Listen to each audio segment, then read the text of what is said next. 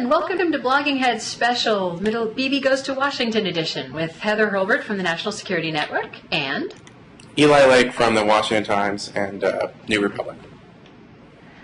So, Eli, true confessions, you and I are taping this pretty much even as Prime Minister Netanyahu is making his much-awaited presentation to the American-Israel Public Affairs Committee here in Washington. Actually, he gave the AIPAC speech Sunday night. He's going to give a speech to the Joint Session of Congress in 22 minutes. Oh, my bad. It's okay. I have to cover the visit, so I've been covering the visit, I should say. Right. But, okay, so yes, my profound apologies for this piece of video, which will haunt me for the rest of my life. No, it won't. Okay. So you go first. What's he going to say to Congress?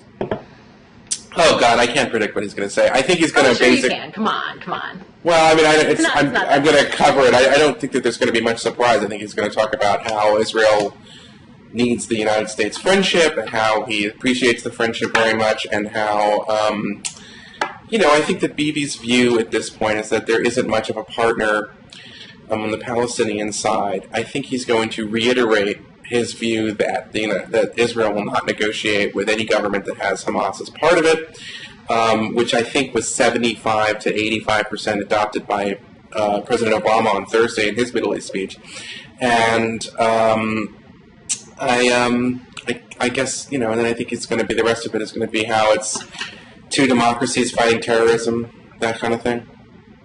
Yeah, so I think, just to go back to one of the interesting subtexts that underlies a lot of the sound and fury that we've had on this subject in Washington since the weekend is, everybody agrees that there's a profound and unshakable friendship between the U.S. and Israel, and I think some of the argument is about what does friendship mean between countries? Does it mean that one side doesn't have interests? Does it mean that both sides don't have interests? Does it mean that interests never clash? Because I think we've reached a point where if you take an interests-based view of international relations, Netanyahu's view of what Israel's interests are and Obama's view, which is, supported by a fairly broad swath of realists, actually, it's not a particularly liberal view, of what U.S. security interests are in the region, have some important points of tension. And yet that is a very, very difficult politically thing to say here, that you can be, quote, friends, unquote, whatever that means in international relations, and yet your interests don't have to be in perfect accord. Well, there is no such thing as a kind of immutable national interest. It's a trick that some realists sometimes say, that it's something that can be determined by political scientists who are qualified to make these judgments. But can we just pause and elucidate for our viewers? There's a glorious reference here that you and I are both kind of bouncing around, and it's the great British statesman who said Britain has no permanent friends or permanent enemies, only permanent interests. And you have very cleverly, and I want your cleverness to get full due before I go after it. You have inverted that and basically said there are no such things as permanent interests, and I'm waiting for you to go on and say only permanent friends and permanent enemies. No, I wasn't going to say permanent friends, but I was making a different point. I was saying something that the distillation or the definition of a national interest is a far more complex issue than what some of the kind of arch grand strategists in the realist traditions would say. So sometimes I would say that it's the national interest is assumed versus it's actually an issue for great debate. Like, that's why there are publications like The National Interest, which debate what the national interest is. In democratic societies, how one goes about distilling or debating what the national interest is sort of is as best we can get to trying to have a foreign policy and national security policy for a democratic country. And it's difficult, of course, because so much information that one needs to make the best judgments on these things is informed by classified intelligence.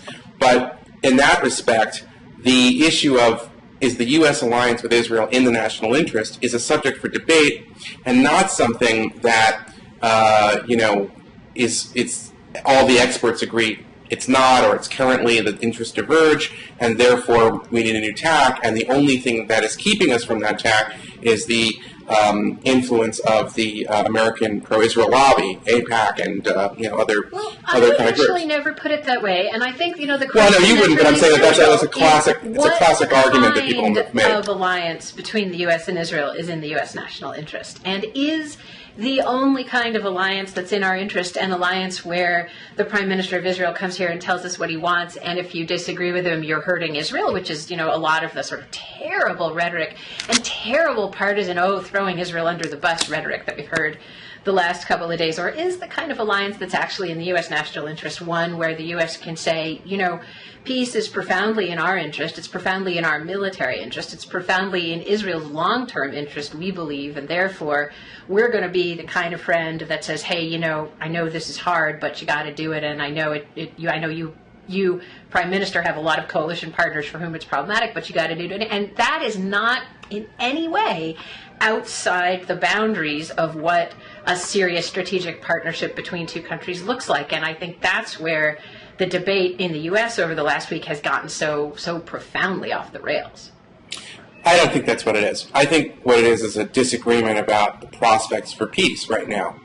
At least, I don't know, I'm only speaking for myself here, but I guess I don't think it's terribly controversial that a two-state solution is desirable, and that peace is desirable, and that permanent occupation is not desirable. And on those general boundaries, I think that the American kind of political dialogue has pretty much accepted that since the 1990s. And the issue now is not whether one side wants peace or another side doesn't want peace, a rhetorical trick often employed by progressives, but it's rather, does anyone think that the Palestinian and the Arab side are ready to make peace? And the evidence on this, I think, is strongly suggesting that we do not have a golden opportunity for peace. We have a merger between a discredited and corrupt party of the peace process known as Fatah and the PLO with a party of dedicated murderers and terrorists known as Hamas, and that both sides and politicians from both sides have not made any effort for negotiation. There are certain things that, like, Hamas could do immediately that would immediately change this calculus. Release Gilad Shalit, denounce terrorism. And I think that actually that's a position that's probably in line with a lot of Palestinians, but they don't. So Eli, let's work backward there a little bit. So first, the interesting thing is that Fatah, and even to a lesser extent Hamas, which the Israeli military finds itself able to work with on specific discrete problems when it needs to, they may be discredited in your eyes, but that there's intense, particularly in the case of Fatah, cooperation between them and the Israelis, that there's been intense training by the U.S. security services. So the notion of discredited is a little bit I meant discredited in the eyes of a lot of Palestinians. Is a little bit well, but what's, this is what's actually so interesting about this moment is, why did Fatah and Hamas merge? In fact, because of tremendous popular pressure from Palestinians, hey, get your act together. Why don't we Palestinians have the same kind of democratic movement that we see in other places? What can we do? We can at least, compel our leaderships to get together. So, really, Eli, there's a more fundamental, I think, I totally there's a more fundamental analytical question here, which is, I was surprised that some things Obama said that to me are the fundamental drivers of this whole conversation that weren't very controversial, that actually nobody said much about. So that, number one, time's not on Israel's side. Number two, as you said, you can't build a democracy on the back of a permanent occupation. So those two things to me say the question's not, is this a perfectly propitious time? Because no, it's never going to be a perfectly propitious time, and you're never going to have a partner for peace that you're really thrilled about sitting down to talk with. We could then go into the cliches about you don't negotiate with your friends, you negotiate with your enemies, Rabin, et cetera, et cetera. But more importantly, given that it is in Israel's interest to make the best deal it can get the international community back on its side, and take advantage of all the incredible economic dynamism that it's enjoying at home and lock that in place, while frankly the Arab world needs to turn inward and focus on itself. What could, given that set of dynamics, which nobody argued with, I was really surprised. Well, I'll argue with some of those dynamics. I'll argue with those dynamics. What should the Israelis be doing to help lock themselves into the best possible situation as the Arab world changes around them? What can they do to be less isolated and more supported as the Arab world changes around them? Heather, do you think there are Palestinian leaders right now who accept the idea that their realization of a Palestinian state does not encompass in due time the destruction of Israel? Yes, I do. Abu Mazen has said the words, and I'm very happy for that. But Abu Mazen on his own could not sell that to his people, apparently, as we know from the Palestine papers, at the end of the Olmert administration, and has not returned to any kind of peace dialogue despite an initial settlement freeze and the greatest opportunity with Obama and everything else like that, has not returned to the dialogue, and has worked with a party that clearly does not think that. And if you look and you survey the Arab media and you look at their views on this, can you honestly say that the idea of Palestinian statehood does not encompass eventually the elimination of Israel? I think it's a fair and honest Arab question. Media is a relevant category for determining what is and isn't durable with the Palestinian people and really strong support from the international community. If you look at public opinion surveys, you see something quite different. If you look at willingness to engage in talks, and I mean, you can point the finger at Abu Mazen fairly enough for not coming back to the table. You can also point out the total Israeli intransigence on settlements, which is what the Palestinians said very clearly they needed to come back to the table. So there's finger pointing to be done. There's finger pointing to be done on both sides here, and it's not helpful to do one in isolation from the other. Well, I think that the real intransigence is not about settlements. And in settlements, I mean, we can get into like a detailed conversation, but we're really talking about construction in the area that was sort of set aside by the Bush letter. I mean, it's so boring. I don't want to bother our readers with it. But I don't think it's got to do with that. I think it has to do with what Palestinian liberation means for most Palestinians. But that's what I really think it comes down to. Opinion surveys about this is the sort of unrealism of the debate among Americans, that it actually does not matter what you say Palestinian liberation means to Palestinians or what I say Palestinian liberation means to Palestinians. All that you and I can sort of have this argument every day for the rest of our lives if we want. All that matters is, can you get representative Israelis and Palestinians who have the trust of their citizens, which, as you say, is something of a problem. And by the way, it's something of a problem on both sides at various times. How is it a problem on the Israeli side? Can you get them in a room? How is it a problem on the Israeli side? It's at the moment you have that government, which is fairly stable. At moments in the past where one would have liked to start talks, you didn't have an Israeli government that was fairly stable, just as right. But it's not. So the only thing that okay. matters, Eli, is whether you can ultimately get the parties to agree to something that they don't have to love, but that they have to be willing to live with. And that's sure. That view about what Palestinian liberation means is the only view that matters. Okay, but this is the other thing. They need a peace deal has to mean the end of claims, and I'm sorry, the peace deal has to be what? And a Palestinian end to claims. It has to mean the end of a conflict, and I don't see evidence that the claims will not end. Among the Palestinians, I have more hope, but certainly among the wider way that the Arabs view the conflict.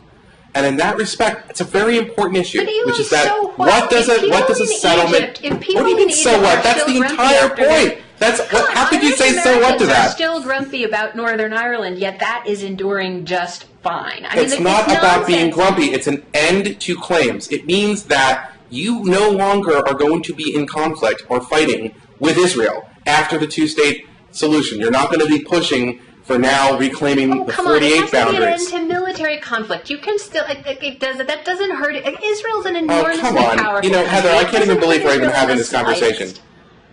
Israel doesn't have a military threat. It has a terrorism threat, a delegitimation threat, and an Iranian threat, obviously. But I'm saying in order to get that level of security, you have to have, at the very least, that leaders who are going to really try to sell a deal and say this is the end of the claims. We're no longer going to be at war with Israel. And I don't see that on the horizon. I actually am hopeful in the medium term that the democratic revolutions of the Arab Spring, of which, by the way, the unity government has nothing to do with, but the democratic movements of the Arab Spring will ultimately create the space where that can be possible, because no longer will we have the dynamic of dictatorships enraging their populations to focus on Israel at the expense of trying to ignore the corruptions and mediocrities of their own societies. So that, in that respect, I think that's a long-term trend and it's a good thing, and that's why I support the Arab Spring. But in the short term, I just think it's a fool's errand to look around and say, yeah, the Palestinians and the Arabs are really ready right now to accept an end to this conflict. They feel that they have all the time in the world, and they have shown no willingness. And by the way, this is not me being jaded. It's not me trying to be. It's based on experience. It's based on point of view. Because my point of view is the thing that makes. Ready. You're ready when you get there. You're not ready when you start. You're ready when you finish. Well, we had this conversation 10 years ago in Camp David II with Arafat. But Eli, come on. There's been so much. What do you mean, come on? So what much do you mean, bad has happened in the last 10 years that has driven both sides away from where there's no point in saying, 10 years ago. You have to start from where you are now. And again, I think your unwillingness to understand what's happening among Palestinians as related to the Arab Spring is a problem because, yes, on the one hand, much of the Arab Spring is actually a rejection of what Hamas represents. So I agree completely with you on that. But Palestinians are pushing for better, more representative, more effective government within their own society. So this is the first step, and you also had a new Egyptian government that wanted to show off that it could do this. So both from inside and outside, it's intimately tied to the dynamic of the Arab Spring. Now, what you want to happen is and I think you and I completely agree on this, you want that dynamic to flow in a way that encourages more democratic processes, more openness, more processes that let actors come to the fore that are not like Hamas, that don't espouse terrorism. Not like Hamas and not like Fatah, I would say. A third way. Fatah has a problem. You and I can fantasize about what comes out of Arab society. Well, it's not fantasy. I'm saying, but after all these years of distortions, we're going to have to work with what we get. So, if you want, the direction that both of us agree would be a happier way to see political power in Arab societies flow.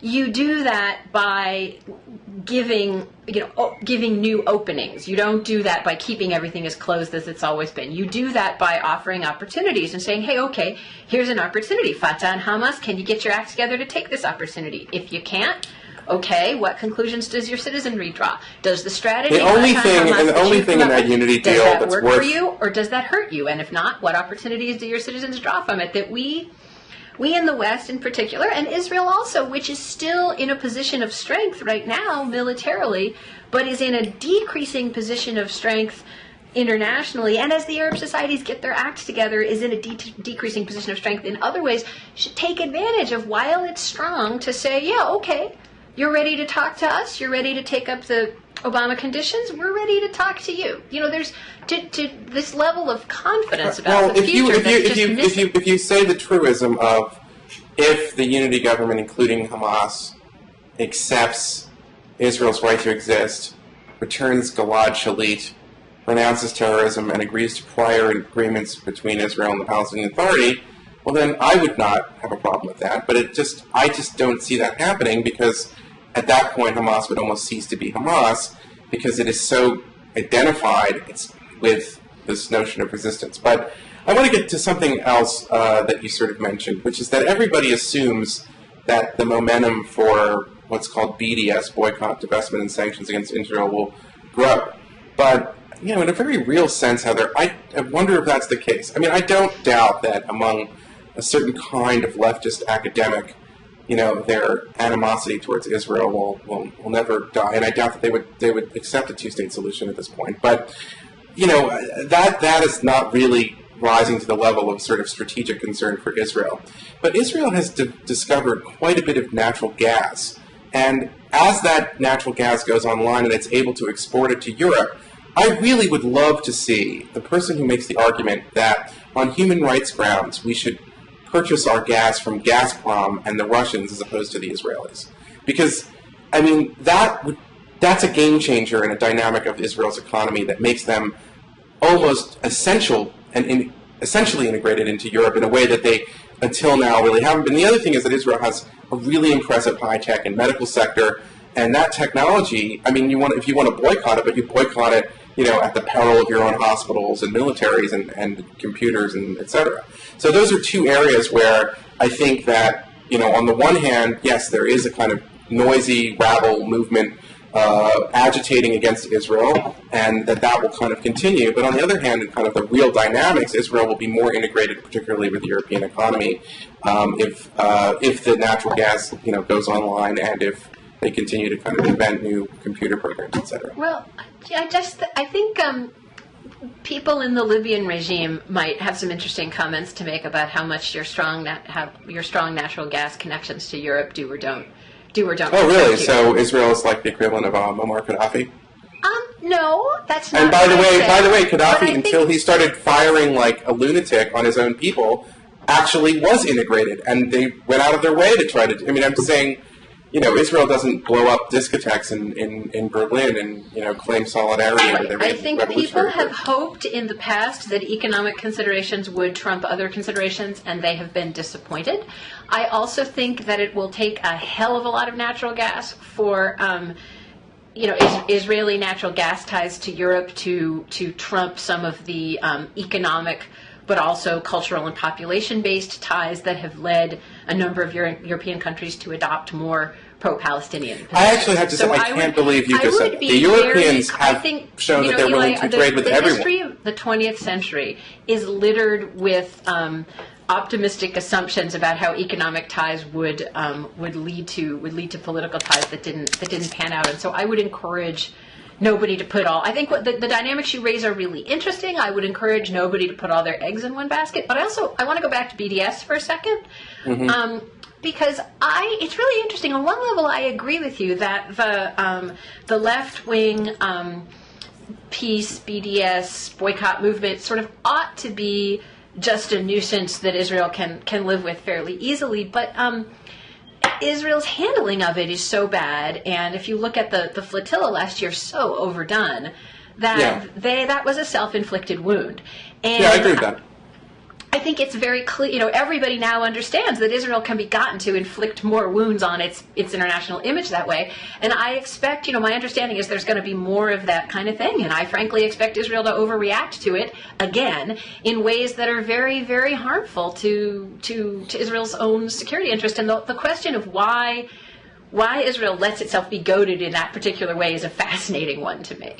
It was a huge mistake how they handled the flotilla. And it's problematic. But if the Turks want to sponsor that sort of thing and go down that road, I mean, there are lots of ways that the Turks. So let's just say there's another. I mean, I'm saying of all countries. Let's just say it has is Turkey really going to start getting in people's business on these kinds of things? Because if you mention a genocide that took place almost 100 years ago, Turks will scream at the top of their lungs about how you're distorting history and you're trying to defame a great nation, et cetera, et cetera. So, and that happened 100 years ago, and they still haven't really addressed everything there. I mean, nation states, to go back to the theme of our discussion, are not like people.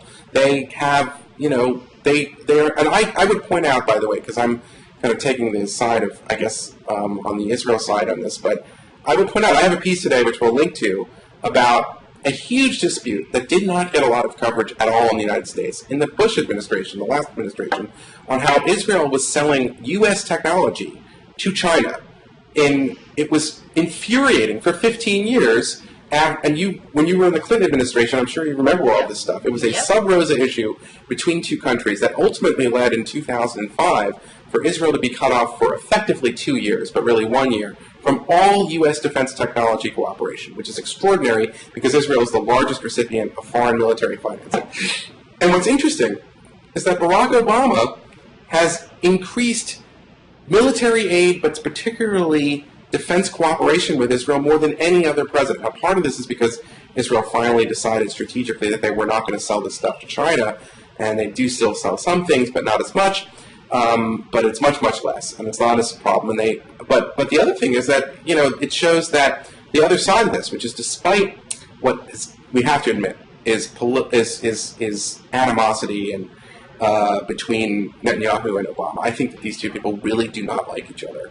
Despite that, there is still the national interest of the two countries in terms of a very important thing. Defense cooperation has increased under Obama. I want to go back. I mean, you and I are not pro and anti-Israel. We are representing two different ways of being pro-Israel, and I think that's I think that's right. By the way, I agree. I'm not important thing. Excuse the sloppy language there. It's not pro or anti. I agree with that. So I just find that interesting that Obama, in the middle of all this, is increased the foreign military financing to record levels with Israel, despite what has been a kind of this public spat over the 67 borders. And again, I mean, it's consistent with a vision of the world in which you ask Israel to do some things that are challenging, and at the same time you say, okay, let's really take a hard look at your legitimate security concerns. Let's think about the Iran situation, and let's do everything we can to address them. And I think that it's pretty obvious that Israel and the United States have cooperated on the super intelligent cyber area against Iran, and that seems to have bought some time, which is a good thing. And there are other areas where Israel, we know from WikiLeaks, had a lot of relationships with particularly Gulf Arab countries regarding Iran, and the U.S. helped facilitate that, and kind of began to build that alliance in some ways. So on all those points, it shows that there's a lot of points of agreement, even though there isn't points of disagreement. But kind of getting back to this idea about the time is right for peace, I mean, I just feel that I kind of go back to the Oslo process, and I think that formula, in a lot of ways, by the way, I think we're all learning to kind of get beyond it, but the real mistake of Oslo was empowering an unfree system to try to kind of to rent the police, to rent a cop in Arafat to go after Hamas that way. And I think that led to a lot of misery of Palestinians, did not lead to security, and for the Arab Spring to come to the Palestinians, I think they've got to reject the corruption of the Fatah party, which I think is a burden on democracy, and the kind of terrorism and maximalism and rejectionism of Hamas. And I would hope that there would be a third way. So for me, I see the most important part of that unity deal is the one that says we're going to have an election in a year. And if I was the president, I would not focus rhetorically. I would have a program in place, and for all I know, he does have something like this, to try to build other Palestinian institutions that could be a kind of responsible third way in the spirit of the Arab Spring. Would you agree with that, Heather? Eli, I give you full points for consistency here. Okay. Well, because I think one of the things that you're going to see across the Arab world, and I think this is going to be very hard for Americans to deal with, and I mean, in fact, we find it hard to deal with in our own political system, is that the sort of the purity and beauty of expressions of desire for democracy and uncorrupt democracy sort of meet painfully, even in the most politically developed societies like Egypt, meet painfully with the realities of political party and political culture. I mean, they meet painfully with those realities in our own country, right? So I think it's really important, and I think the Bush administration had a little problem with this in the last big elections in Palestine. It's really important not to let fantasies about what the sort of idealized Palestinian political system could look like get in the way of saying, a Palestinian system that had more legitimacy among Palestinians, even though it would still have some people in it that we don't like and have some corruption that we don't care for, would be an improvement over what we've got now. But I hear you. I hear you going down this road of idealizing something. And I've done some political party building work and pre-election work, and I think it's important to have really realistic expectations about what a society can achieve, much less what can be pushed on a society from outside in 12 months. I'm not saying you're pushing on the outside. I'm just saying that it should be... You hold on to, I think, the aspirations that you're talking about, which are real and important, and the limitations of negotiating with what we've got. But that can't be... The two things have to go together and feed off of each other. They can't be... democracy can't be a substitute for national... Well, let me say it a little bit differently. I mean, obviously, the Israeli government doesn't have a problem with negotiating with Fatah. In fact, their position was they wanted to negotiate with Fatah, and Fatah didn't recently want to negotiate with them. But that's not the problem. My issue with Fatah is nothing to do with, that issue. It's got to do with the fact that we now know that Fatah has been involved in very much the stifling of Palestinian democracy. So I wonder, the credibility of Fatah and their leadership to sell a peace deal to the Palestinian people is what I question, because they have been a force against democracy. And I think a lot of Palestinians would agree with that. That's point one. And that's one of the reasons, I might add, that Salam Fayyad, who's doing the most to actually realize a Palestinian state by building Palestinian institutions, is formally not in Fatah, because Fatah is a corrupt organization. And recently they played this game where they try to out-Hamas Hamas by naming parks after, terrorists and murderers and so forth. But that's beside the point. Then there's the problem with Hamas, which I think Hamas actually probably has more of a claim to legitimacy among the Palestinians right now, sadly, largely because the alternative for so long was the corrupt Fatah party. But their problem is they are Israel eliminationists. They are maximalists and terrorists. And so they have the legitimacy, but if Palestinians choose them, they're choosing war with Israel, because that's what that party represents at this point, at least until Eli, there's two things. Okay. One is, of course, Hamas is more complicated and factionalized than what you've suggested. And number two, when you go in the voting booth and pull the lever for a Republican because you like because you like their democracy building policies, that doesn't necessarily mean that you're endorsing every social policy of the Republican Party. And again, if we find that we have that difficulty in our wonderful, glorious, free society, it's just not accurate to say that when Palestinians choose from among the crummy political choices that they have, they're endorsing every aspect of it. The other thing that I think it's important to recognize saying that, about but the Hamas effect is if you empower the Hamas, that's empowering a party at war with Israel. That's what it is. That's what it means. I mean, no, but what if I think there's a lot of evidence that actually people were voting for, number one, the party that seemed to be they were less voting corrupt against corruption. I agree and with provided that. reasonable social services, and secondarily, the party that seemed like maybe it could stand up to Israel, and that happens in ways that you and I both condemn and abhor. But okay, fine, but that's still voting for war with Israel. No, it's not. Any more than voting for the Republican Party is voting for David Duke, or voting for the Democratic Party is voting for Cynthia McKinney. But Heather, that's not a fair analogy, because in the Hamas case, analogy. David Duke and Cynthia McKinney are the leaders of the party. Yes, that's the difference. Look, Eli, it's more complicated than you want to let it be. And I'm appreciating a lot of complexities here. I'm saying that when it comes right down to it, you cannot make a credible case that the leadership of Hamas does not want war with Israel. They not only say it, they do it. I'm just if they change, wonderful, but they haven't, and until they do, that's what it is.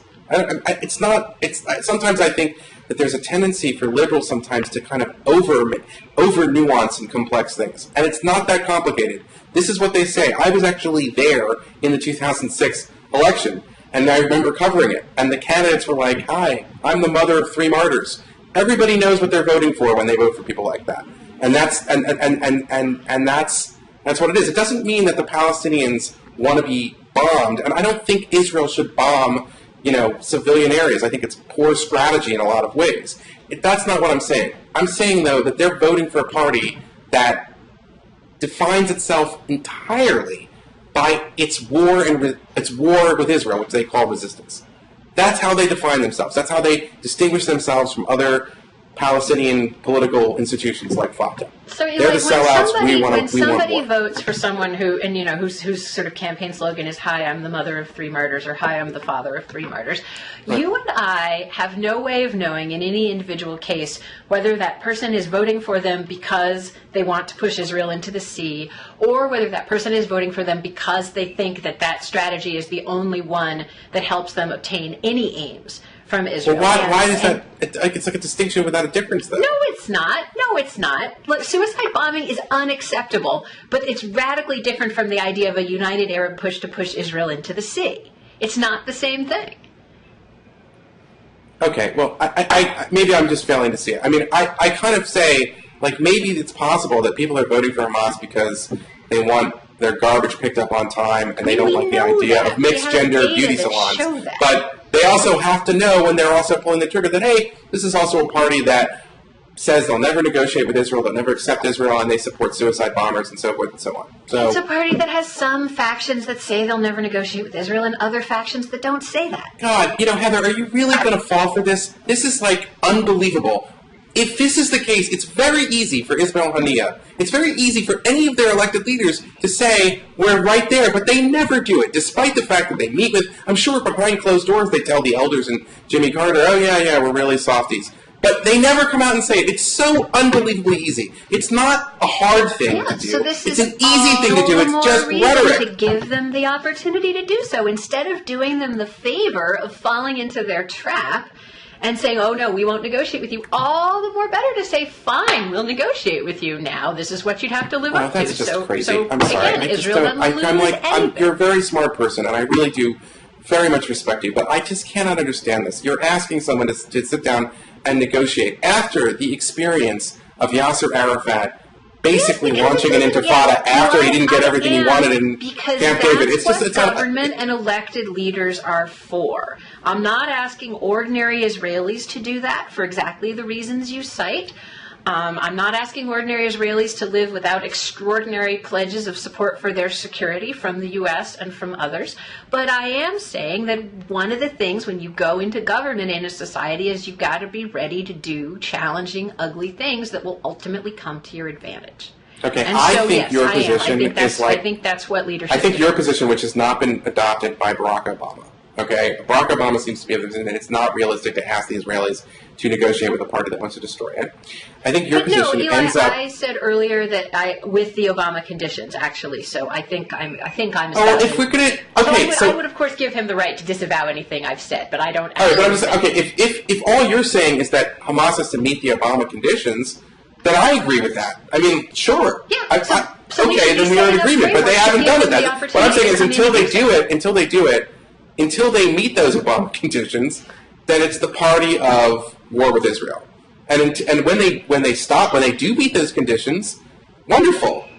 That's all. I mean, but it seemed like you were saying before that before they meet the conditions, Israeli leaders should negotiate with them because it gives them an opportunity. And I think that creates a moral hazard. I think what it says is, listen, it doesn't matter what you say or do, you're always going to be able to negotiate for a two-state solution, and it undermines the other side of the Palestinian polity, corrupt as they are, for potentially the one advantage they would have, which is that because Abu Mazen rejected suicide bombing, and because they have said that, okay, we want a two-state solution, that gives them this advantage. So that's my point. But if you're saying they've got to meet the conditions, agreed, they have to meet the conditions. If they meet the conditions, sure. Yeah, I think what we disagree on is what ought to happen in order to make it more possible / desirable / pressuring within Palestine for them to meet the conditions. And I think that's where you and I have very different ideas about what happens next. But I think on that note, we should probably start to wrap up.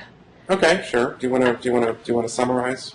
No, I mean, I actually think I just did. That to my mind, that it's perfectly reasonable to lay out that set of conditions and say that as part of the negotiating process, Hamas has to meet them.